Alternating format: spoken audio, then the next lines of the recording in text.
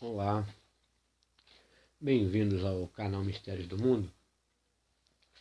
E eu percebo que existem muitas pessoas com dúvidas acerca do domo, do firmamento. E eu resolvi fazer esse documentário para tentar explicar a questão do domo, do firmamento, através de análises históricas e científicas, para poder abordar isso sem nenhuma coisa assim que a questão do domo traz muita questão religioso, porque na escritura está escrito, tá dizendo acerca do firmamento. Então muita gente atrela essa questão do domo a essa coisa religiosa. Então eu queria abordar através desse aspecto, traçando de forma organizada uma cronologia histórica, entendeu? Uma análise séria para poder tentar desmistificar essa situação do domo e do firmamento, porque eu percebo nos comentários que as pessoas têm muitas dúvidas. Eu só quero deixar uma coisa clara: para quem é novo no assunto de terra plana, eu vou deixar na descrição dos vídeos, porque o que poderia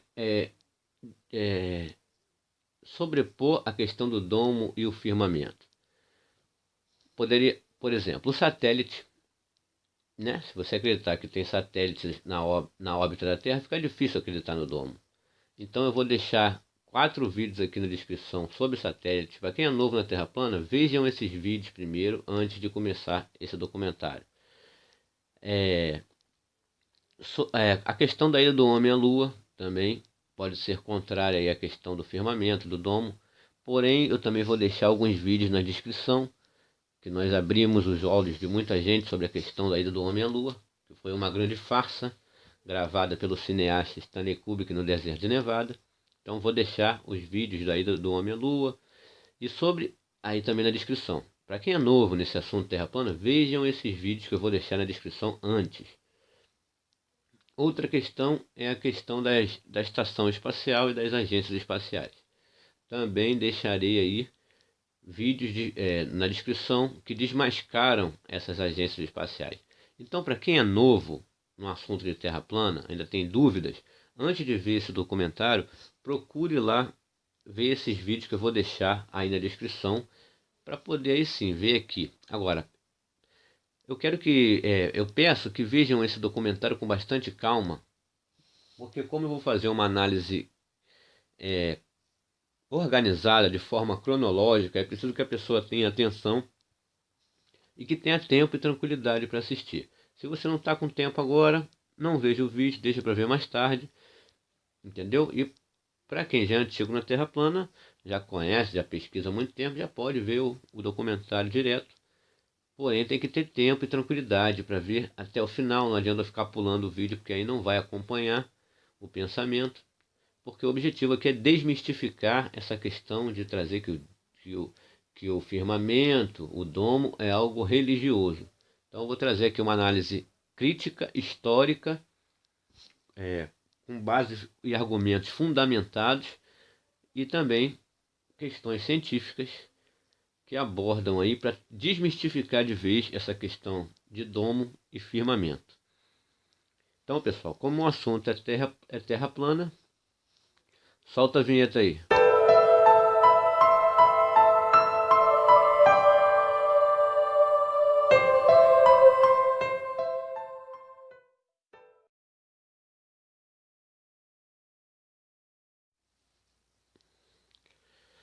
Bem, pessoal, é preciso entender que é preciso ter calma, não tenham pressa. Vou fazer esse documentário muito tranquilamente, e para que vocês entendam é preciso assistir até o final. Então, é preciso primeiro... Eu não vou entrar na questão aqui do heliocentrismo, porque eu já fiz vários vídeos repetidamente sobre a origem pagã do heliocentrismo de Copérnico, desde Nimrod, Deus Sol, o Deus Sol Horus no Egito, o Deus Sol Apolo na Grécia, o Deus Sol Mitra e que o objetivo deles era colocar o Sol como centro do sistema. Eu já apresentei provas e mais provas sobre isso, não vou repetir isso aqui. Então eu tenho vários vídeos falando sobre isso, vocês procurem. O que eu quero que vocês pensem é que desde que nascemos é colocado em nossa cabeça a ideia do heliocentrismo e do globo. Então fica muito difícil de você se desvencilhar disso. O globo está em tudo, está nos nossos livros, está na sala de aula, está em todos os nossos livros, todos. Entendeu? Está na mídia, está nos logotipos, nas marcas das emissoras de televisão. O globo está incutido em nossas mentes como verdade o tempo inteiro. Então é muito difícil a gente se desvencilhar dessa ideia. Eu entendo que é complicado. Não é fácil, porque você nasceu assim. É igual para quem no passado era escravo. Então, o escravismo lá durou lá milhares de anos. Então, o cara nasceu escravo. Ele morreu escravo. Ele nasceu escravo. Os pais deles eram escravos. Sabe, os avós, os tataravós. Então, ele acreditar que a escravidão poderia acabar era difícil. Não passava pela cabeça dele aquilo, entendeu? Mas tudo muda um dia na história. Então a gente se desvencilhar dessa questão do globo é muito difícil. Eu compreendo porque nós nascemos assim, nossos pais foram criados assim, nossos avós foram criados assim, pensando na Terra como uma bola. Então eu entendo a dificuldade de se desvencilhar disso. Mas eu vim aqui atentar para que você... Eu não estou aqui para colocar ideia na cabeça de ninguém, empurrar de goela abaixo. Eu quero que vocês mastiguem. Eu quero que vocês pensem. Eu estou trazendo instrumentos. E cada um aí que tire as suas próprias conclusões, porque eu não sou o dono da verdade. Eu estou trazendo aqui argumentos, fatos contundentes na nossa história que comprovam de forma bem efetiva e eficiente sobre a questão do domo e do firmamento. Entendeu? Nós temos lá eu vou começar citando as escrituras sobre a questão do firmamento, que ela fala que o Pai separou águas de águas. Eu sei que todo mundo conhece, está lá em Gênesis. Mas para não levar, eu nem abri aqui a escritura, porque as pessoas vão dizer que eu estou levando para um lado religioso. Então eu nem abri, mas na escritura cita a questão do firmamento e etc. Então vamos aqui, ó. Eu para começar essa análise, eu vou falar desse cara aqui, que era um gênio da ciência, chamado Nikola Tesla. Então, gente, ele ficou conhecido por criar a rede polifásica de corrente alternada e exercer contra Thomas Edison aquela famosa corrida das correntes. O Thomas Edison apostando na corrente contínua e o Nikola Tesla na corrente alternada, que se mostrou realmente muito mais eficiente que a que usamos até hoje. Eu estou aqui, ligado aqui no meu notebook, justamente por causa da corrente alternada de Nikola Tesla. Então ele teve uma guerra assim contra as ideias de corrente contínua de Thomas Edison. E Thomas Edison chegou a jogar muito sujo, matando animais em praça pública, dizendo que a corrente alternada era perigoso. Inclusive construiu lá quando a morte, a pena de morte por enforcamento estava sendo criticado nos Estados Unidos. O Thomas Edison criou a cadeira elétrica com a corrente alternada de Tesla para poder provar que era mortal. E sabe, foram várias coisas que aconteceram, porém o Nikola Tesla provou que a corrente alternada era muito mais eficiente. E o JP Morgan financiou lá as pesquisas de Nikola Tesla, porém ele deu uma pernada junto com o Thomas Edison, deu uma pernada no Nikola Tesla. Ele comprou as patentes das invenções de Tesla. E o que ocorreu? Tesla investiu esse dinheiro em laboratórios para poder criar um aparelho para puxar a fonte de energia do campo eletromagnético da Terra. pelo qual, através desse aparelho gerador e de torres instaladas em locais específicos, toda a humanidade poderia utilizar energia gratuita através dessa tecnologia criada por Tesla. E Tesla também já se manifestava numa tecnologia de carros movidos completamente à eletricidade. Porém, agora você imagine o que ocorreu com Tesla. Ele foi deixado de lado, completamente injustiçado. Quando você vê quem inventou o rádio, você vê Marconi. Mas na realidade tudo, o rádio, a corrente alternada que utilizamos hoje, o mérito fica para Thomas Edison. Ele foi completamente injustiçado e justamente por querer uma energia limpa, que não custasse muita agressão à terra, ao local em que vivemos, porém estava totalmente contrário aos interesses de homens gananciosos que buscavam somente o lucro. Porque você imagina uma fonte de energia vinda do campo eletromagnético da Terra, sem precisar de cabos, de fiação. O pessoal que extrai aí, que pratica o extrativismo de cobre, de alumínio, dos quais são feitos os cabos de eletricidade, as grandes hidrelétricas, as grandes obras, usinas nucleares, entendeu? Tudo iria por água abaixo com essa tecnologia de Tesla. Então, só por aí, o que eu quis puxar o assunto de Tesla é que você imagina como esses homens são gananciosos e te enganam e não se preocupam com a sua vida, com a vida do planeta, com a saúde do planeta, porque imagina quanto de extrativismo mineral poderia ser, sabe, evitado se essa energia de Tesla fosse praticada.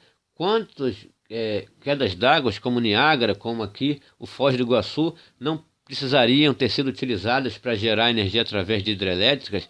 Quantas usinas nucleares não precisariam ter sido construídas?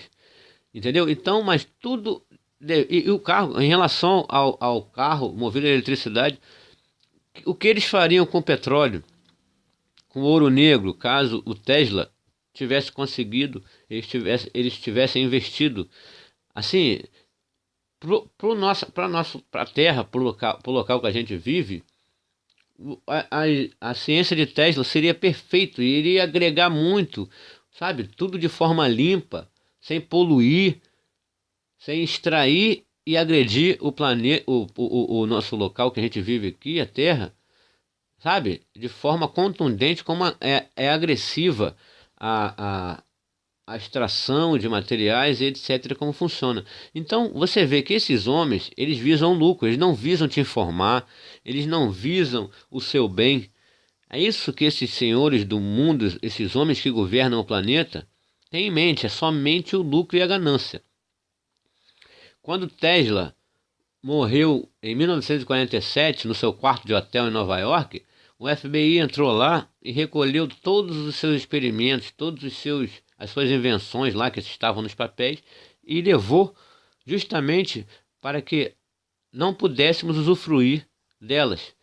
Essa torre aqui, inclusive, é uma versão do que ele estava querendo fazer acerca da energia, né, do campo magnético, eletromagnético da Terra.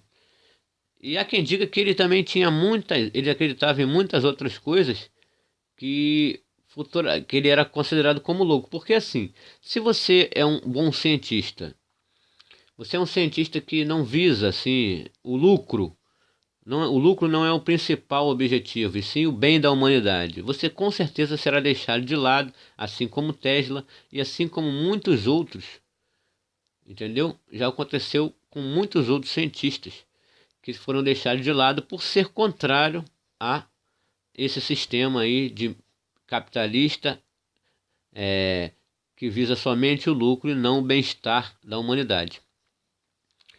Então, gente, Tesla morre em 1947.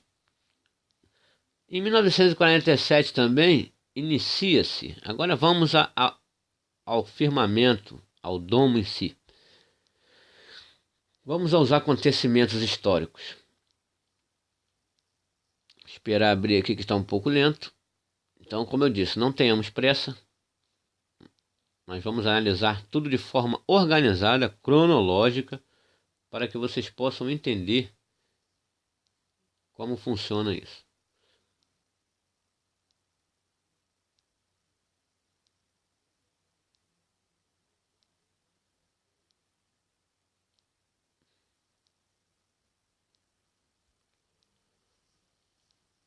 Tá lento aqui demais, gente. Não sei o que houve. Abriu. Tá aqui no site semprequestione.com.br. É óbvio que esse site ele traz uma matéria mais no sentido de ufologia e terra oca e etc. Mas eu peguei a matéria aqui porque eu quero apenas apresentar os números da operação liderada pelo Almirante Byrd, a operação High Jump.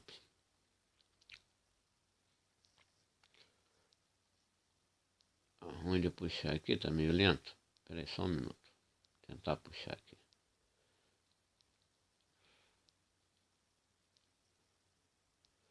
Aqui diz sobre avistamento de oásis, a operação High Jump, liderada pelo Almirante Byrd, na Antártida. Aí aqui fala várias coisas acerca de questão de OVNIs, terra oca, no sentido físico, o que nós sabemos que é impossível, é completamente fora da razão, no sentido físico, né? De uma terra oca, de você descer de forma escalar, então a terra oca na realidade foi esse sentido de terra oca, né? No sentido físico de UFO, de seres intraterrenos, foi criado para esconder a verdade, maquiar a verdade do que foi encontrado naquela operação do Almirante Byrd. Aqui, eu queria atentar mais para os números, por isso que eu peguei essa matéria. Está aqui a expedição Antártida apresentada, tal, o Almirante Byrd, continente Antártico. Desta vez, como comandante da Força Tarefa, sob o Almirante Byrd do projeto da Marinha, também conhecido como Operação High Jump. Liderou uma força de 13 navios, olha só, 13 navios, que transportaram cerca de 4.000 homens, incluindo meteorologistas, zoólogos, físicos e especialistas de institutos de oceanografia, na aventura de uma vida inteira. Aí vai falando aqui os números, né? Sobre essa operação realizada pelo governo americano. E aí,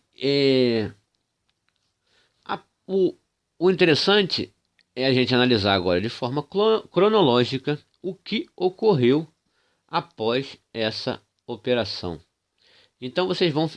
houveram vários relatos estranhos, inclusive do próprio Almirante Byrd, dessa operação que ocorreu em 1946, 1947. Então, pessoal, vocês fiquem aí com a entrevista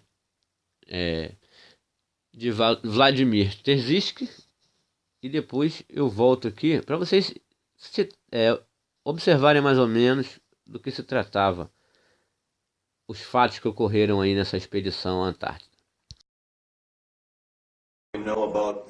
O que sabemos sobre a expedição do Almirante Byrd no 46º automotivo no início da primavera de 1947 para o Polo Sul? Expedição que foi quase esquecida e é muito difícil chegar a todas as informações. Os poucos artigos que foram publicados na época, na revista National Geographic Magazine, não daria qualquer pista sobre a real intenção da expedição. Foi uma operação naval enorme que envolveu porta-aviões, vários navios de guerra, submarinos e provavelmente 20 couraçados, envolvendo 4.000 soldados da tropa dos Estados Unidos e contingente britânico e russo. Foi uma operação maciça, não foi como eles apresentaram. Voos sobre toda a área sul,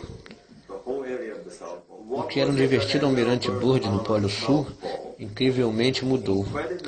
No documentário oficial da Marinha Americana, encontramos imagens do que o almirante Byrd realmente teria encontrado.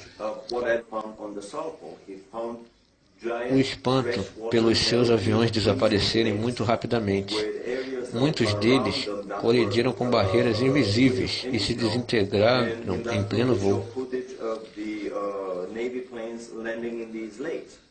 But even more so, he found, to his amazement, that his planes were disappearing.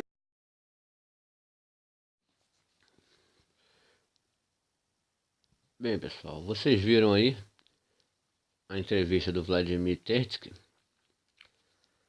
e os rumores que trazidos pelo almirante Byrd após a expedição acerca de aviões que se desintegraram numa espécie de proteção.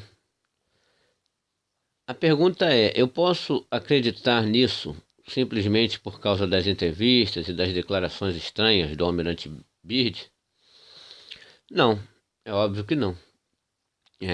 Isso não me dá fundamento para acreditar simplesmente por conta desses rumores. Mas o que vai me dar fundamentação para que eu possa suspeitar sobre muitas coisas são os acontecimentos históricos após esses acontecimentos, essa expedição ter ocorrido. Bem, nós sabemos que o contexto histórico da época era o fim da Segunda Guerra Mundial, apesar dos Estados Unidos e das grandes potências estarem mais preocupadas lá na divisão da Europa, né, com relação à Rússia socialista, estavam preocupados lá a estabelecer a sua zona de influência. Esse assunto foi deixado um pouco de lado, mas ele retornou, até porque após algumas tentativas de se explorar a Antártida de forma individual, como temos o caso de Andrea Barnes e outros, eles tiveram que retomar essa questão trazida pelo almirante Byrd. E o que eles fizeram foi camuflar, aproveitando-se dessa questão de que os nazistas construíam OVNIs e discos voadores para várias questões, fins militares, para vários fins. Então eles criaram aí, para desvirtuar o assunto da questão ali da descoberta do firmamento, de uma barreira impenetrável, e eles criaram aí essa questão de UFOs, até porque UFOs, discos voadores, OVNIs, eles têm mais a ver, né, com o heliocentrismo, com a Terra esférica, com o universo que eles apresentam para nós. Então eles desvirtuaram o real motivo das descobertas do almirante Byrd para essa questão de ufologia. Mas o que me dá a entender que o que ocorreu foi o que o Vladimir Tertsky falava na entrevista. São os acontecimentos históricos após aquilo ali. Então, os Estados Unidos retomam essa questão da Antártida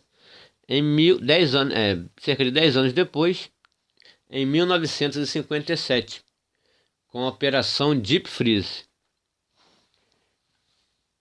Após várias entrevistas do almirante Byrd, entrevistas polêmicas, eles iniciam essa Operação Deep Freeze, que era para chegar lá e povoar lá a Antártica mesmo, para fazer pesquisas e para fins militares, em 1957. E neste mesmo ano, o almirante Byrd falece de forma muito estranha, após as declarações estranhas que ele dá. Então temos como fatos históricos o retorno para a Antártida com a Operação Deep Freeze, que é para povoar e tomar conta do lugar. Temos a morte estranha do almirante Byrd. E começam aí, a partir daí, vários acontecimentos estranhos. Outro sobre a Operação Deep Freeze, eu abri aqui.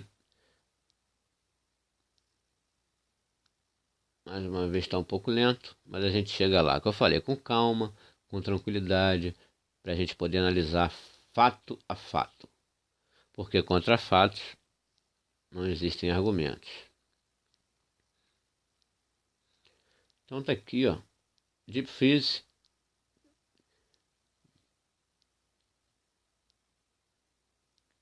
Aí, operação Deep Freeze na Antártida. Daqui falando um pouco sobre a operação. Aí, deu início a operação Deep Freeze. Oh, meu Deus, saiu. S. Paciência, gente, tá um pouco lento aqui. Vamos lá, vamos ver se agora vai. Ela vai e volta.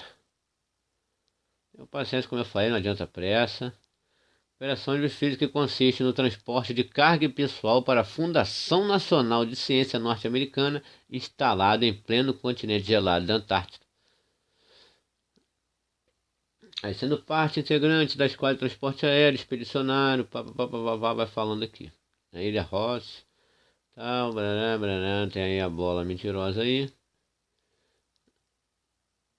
Aí vai falando aqui, operação de filha, de verdade. Então, após a questão das entrevistas estranhas do Almirante Byrd, falando sobre aviões se desintegrando numa espécie de domo, numa camada impenetrável, os Estados Unidos, 10 anos depois, resolvem ali se instalar na Antártida. Em 1958, James Van Allen fala aqui também acerca de uma camada impenetrável na atmosfera terrestre. Isso em 1958. Esses fatos foram ocorrendo ano a ano. Mais uma vez, esse computador com essa lentidão. Aqui está aqui. Cientistas identificaram uma barreira quase impenetrável ao redor da Terra, que impede que elétrons ultraenergéticos atinjam o planeta. Esse escudo fica no cinturão de Van Allen, uma camada formada por partículas eletricamente carregadas mantidas no lugar pelo campo magnético terrestre. Então, gente, esse cinturão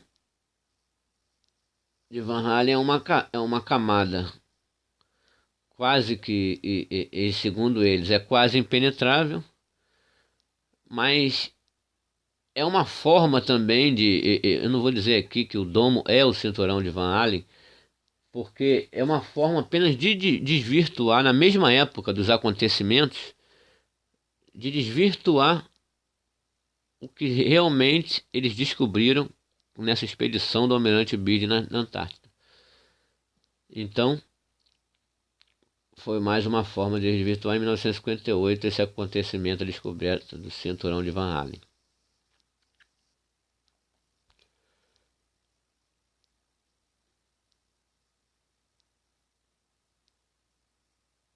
Outra coisa interessante que ocorre nesse tempo é justamente a fundação da NASA em 29.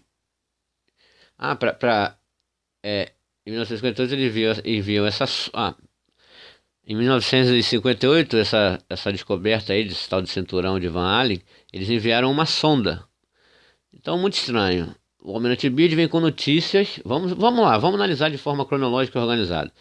O Almirante Byrd e as pessoas vêm falando de uma camada, os aviões se desintegraram ali no domo, numa espécie de domo, numa espécie de proteção. Aí eles enviam uma sonda que descobre aí esse cinturão de Van Allen. Uma barreira quase impenetrável, intransponível. Beleza.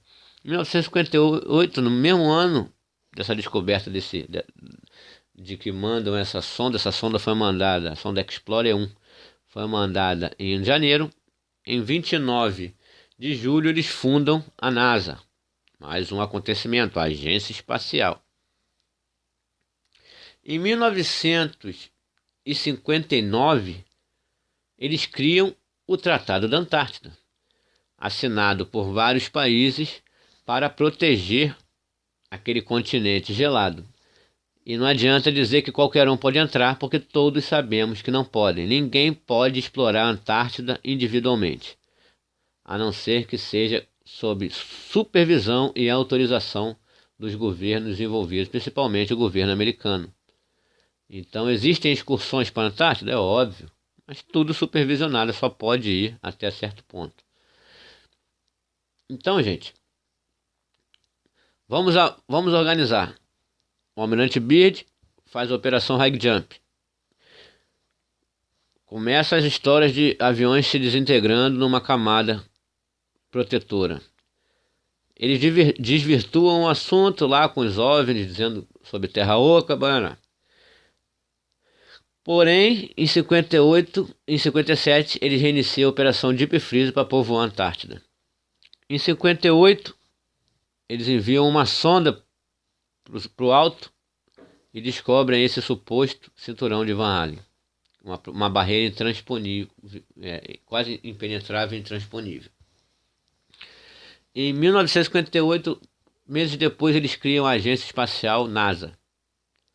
Então, e também de 1958 a 1961, inicia-se a Operação Fishball, que teve 2 fases lá com Dominique 1 e Dominique 2, que se tratava de explodir bombas nucleares em grandes altitudes. O que eles queriam com isso? Tentar destruir essa barreira, destruir esse domo, destruir o firmamento. Assim, a entrevista pura, quando você vê do Vladimir falando sobre os aviões se desintegrando, não faz sentido se você só simplesmente vê a entrevista. Mas quando você vê os acontecimentos históricos um atrás do outro, tudo passa a fazer sentido. E até o nome da operação Fishball, que significa aquário, Dominique 1 e Dominique 2, que foram as fases, significando Dominique do Senhor. Então, aquário do Senhor, domo, sobre o firmamento, são acontecimentos muito estranhos, que sim, nos faz pensar o que eles estavam pretendendo. E aí, a partir daí, foram mais, se não me engano, foram 105 bombas nucleares sendo jogadas aí em grandes altitudes. E vocês fiquem um pouco com as imagens aí da Operação Fishball, Dominique 1 e Dominique 2. Bombas nucleares em grandes altitudes. Fiquem com as imagens aí.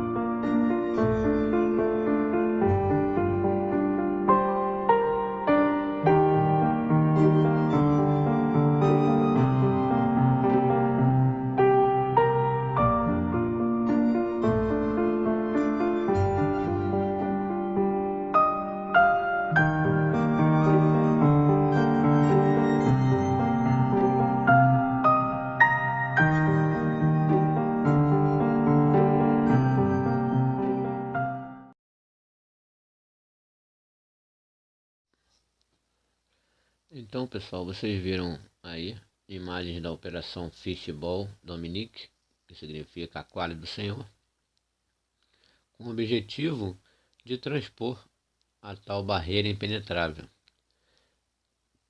Então, para se ter uma ideia da magnitude dessa operação, foram 105 bombas atômicas lançadas em grandes altitudes entre 1958 a 1961.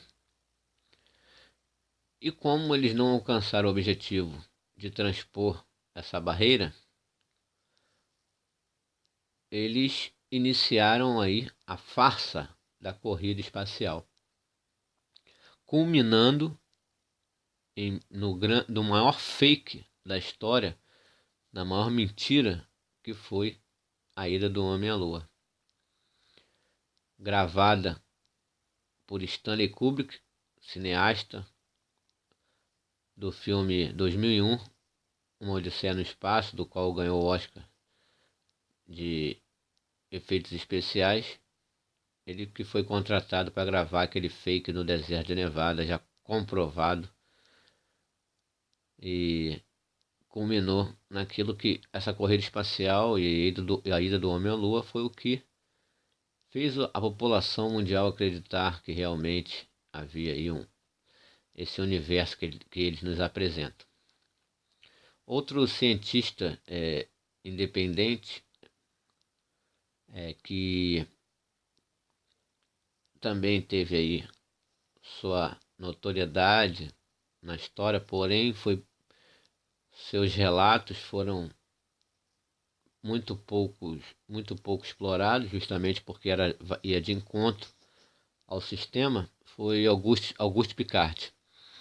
Então fiquem aí com as imagens da experiência que Auguste Piccard fez num balão e os relatos que eu vou citar aqui depois. Fico com as imagens aí.